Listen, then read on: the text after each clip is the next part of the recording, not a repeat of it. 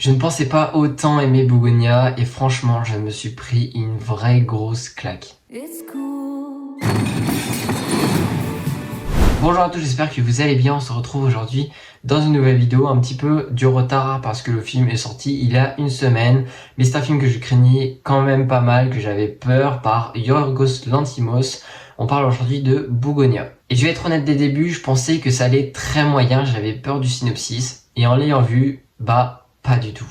Comme d'habitude, on commencera avec une partie sans spoiler et puis après, on va passer en partie rapidement avec spoiler en fin de vidéo, mais vous serez prévenus, vous inquiétez pas. Bougonia est réalisé par Yorgos Lanthimos, le réalisateur qui ne cesse de repousser les limites du bizarre, du dérangeant, du drôle, du gênant, du poétique, et parfois tout ça en même temps. Après The Lobster, The Killing of a Sacred Deer, La Favorite et Poor Things, il revient avec un film qui mélange à la fois absurde, humour noir, malaise et critique sociale. Et forcément, on retrouve toujours sa petite troupe d'acteurs favoris habituels, donc Emma Stone, Jesse Plemons, et tout le monde est au rendez-vous. Bougonia raconte l'histoire de deux hommes qui kidnappent une milliardaire pour sauver le monde, persuadés qu'elle manipule l'humanité et que c'est une extraterrestre. Sauf que rien ne va se passer comme prévu et puis ils vont essayer de démontrer ça sans forcément vouloir la tuer. Le film se transforme peu à peu en un mélange entre comédie noire, satire sociale et délire total où plus rien n'est logique mais tout reste cohérent dans le style de Lanthimos. Alors oui, c'est barré, c'est chelou, c'est grotesque, c'est absurde, c'est visuellement très beau sans être magnifique non plus parce que ça reste du Lanthimos, du moyen budget. C'est joué très bien, mais cependant j'ai pas forcément ressenti la patte de Yorgos Lanthimos ici dans son film, contrairement à Poor Things ou La Favorite qui est vraiment poussé un cran plus loin. Là on sent plus que c'est un film à moyen budget, fait par des gens lambda et peut-être supervisé par Lanthimos, mais sans plus. On voit pas sa patte à lui-même, par exemple dans les couleurs, dans la photographie, dans la mise en scène même si on en parlera plus tard. Même si je vous ai dit j'ai beaucoup aimé le film et je le trouvais vraiment très bien, je trouve qu'il manquait un petit peu ce coup d'air frais, ce vent frais pour le rendre encore mieux par rapport à la patte de Lanthimos. On prend par exemple La Favorite qui est très fade, qui est très royale, qui est très noir, gris et blanc. Poor Things qui est très coloré, beaucoup orange, bleu, jaune, des couleurs un petit peu connotation sexuelle ou des connotations au plaisir. Ici, pour Bougonia, c'est un petit peu le mélange de tout à la fois pour mélanger l'extraterrestre aux humains, mais bon, c'est pas vraiment la patte de Lanthimos et j'ai pas forcément apprécié ça, j'ai pas retrouvé son style à lui-même et puis ce qui fait de lui un réalisateur comme il sait le faire aux Oscars. Après c'est notamment au rythme, mais j'ai moins tenu par exemple pendant les 20 minutes au milieu du film qui est allongé, franchement 2 heures, j'ai trouvé ça assez long. C'est toujours moins des 2h20 de Poor Things, mais Poor Things ça restait toujours autant divertissant, ça restait vraiment bien.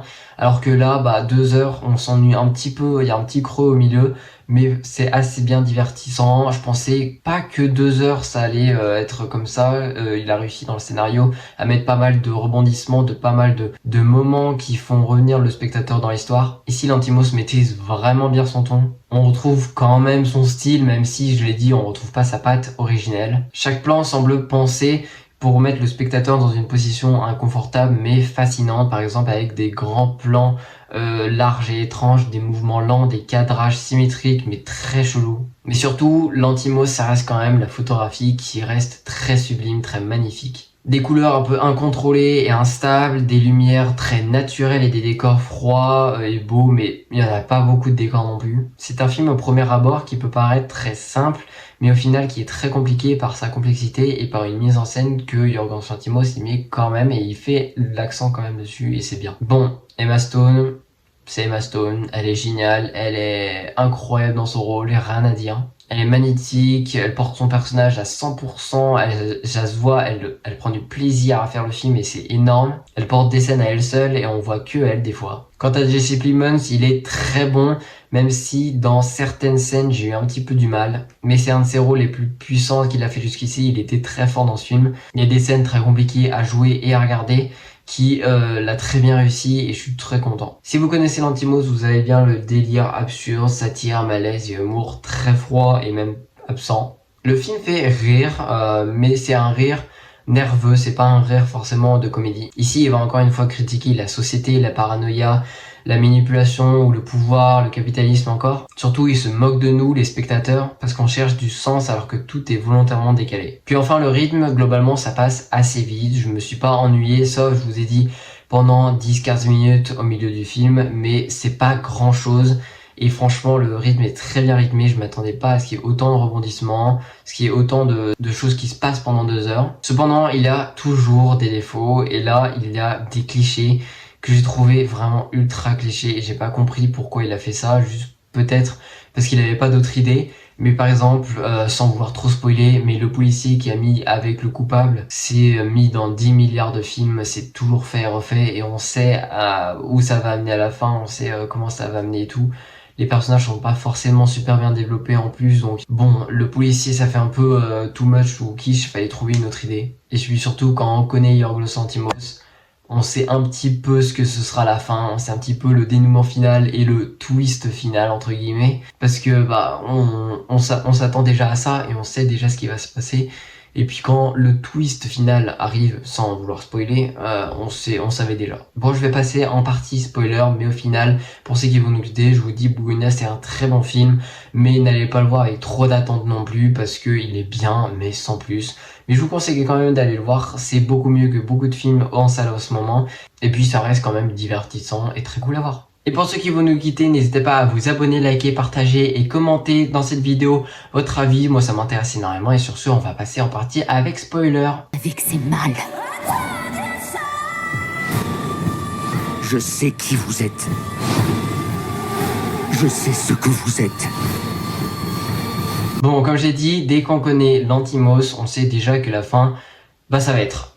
Elle est alien, forcément. Peut-être qu'il y aura des retournements de situation, qu'elle est pas alien ou des trucs comme ça. Mais on s'y attendait forcément. Le seul truc, c'est que je m'attendais pas forcément que l'alien explose le mec, qui tue toute l'humanité, qui a un vaisseau et tout. Enfin bref, il y a un délire truc. Mais je m'attendais, je savais que c'était une alien. Forcément, depuis le début, tu sais, t'en es obsédé, tu le sais. Mais à la fin, le film se lâche complètement et c'est logique parce que tout le film, il s'est contenu, il se conservait dans un bocal et puis après, ça explose. La manière dont Emma Stone retourne la situation, c'est un truc de ouf. Comme les personnages qui deviennent des caricatures à eux-mêmes et c'est brillant. Vraiment, j'ai bien aimé la fin, mais bon, c'était pas non plus ouf. Après, il y a des développements de personnages, par exemple, celui d'Emma Stone, il est trop mal écrit, je trouve. Par exemple, ses réactions, bah, c'est chelou. C'est peut-être le fait qu'elle soit alien et du coup, bah, ils savent qu'elle doit être différente un petit peu des autres par rapport à ses réactions, mais même, enfin, c'est trop bizarre. Et puis elle a pas à faire ça. Mais bon, c'est grotesque, c'est violent, c'est brut, c'est un bon film, c'est absurde. Et ça marche, je trouve, plutôt bien dans l'univers de Lanthimos. Au final, Bougonia, c'est du bon Lanthimos. À la fois délirant, maîtrisé, absurde, superbement bien joué et visuellement incroyable. J'en entendais vraiment pas grand chose et je suis plutôt bien bluffé. Donc je vous conseille vraiment d'aller le voir. Sur ce, merci de m'avoir suivi. N'hésitez pas à liker, vous abonner en activant la cloche, c'est important. Et sur ce, on se retrouve très vite pour cette prochaine critique. Ça marchera jamais.